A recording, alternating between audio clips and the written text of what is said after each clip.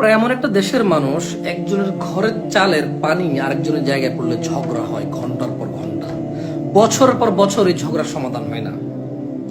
আপন চাস্তো ভাই, আপন মায়ের পেটের ভাইয়ের ঘরের চালের পানি আপন মায়ের পেট ভাইয়ের ঘরের সীমানায় পড়লে এটা নিয়ে ঝগড়া হয়, মারামারি, কোপাকুপি, কাটাকাটি হয়, মামলা পর্যন্ত হয়।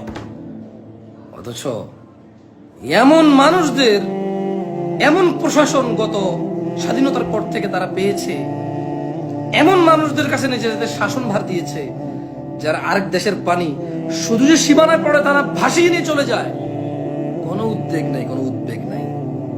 অবাক বাংলাদেশ। এই আমাদের গ্রামে এমন কোন মহিলা আছে যে ঘরের সালের পানি নিয়ে ঝগড়া করে না? একজন বাদ আসেনি, একজন। ঠিক টিনের ঘরের সালের পানি বলে যে তুমি ঘর দিছো, তোমার সালের পানি আমাদের উঠানে পড়ে আমাদের মাটি ধোয়াই নিয়ে চলে যায়। এই লাগে মারামারি, কাটাকাটি।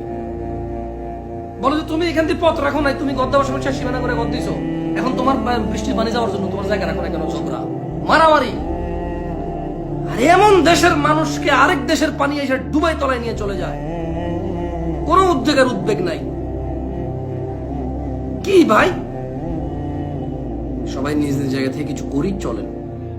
আগে আপাতত ওদেরকে উদ্ধার করার কাজ করি আমরা, কারণ এখন যে ত্রাণ নিয়ে যাবো বা যাবেন এটাও কঠিন। তারপর আমরা চেষ্টা করবো ইনশাআল্লাহ।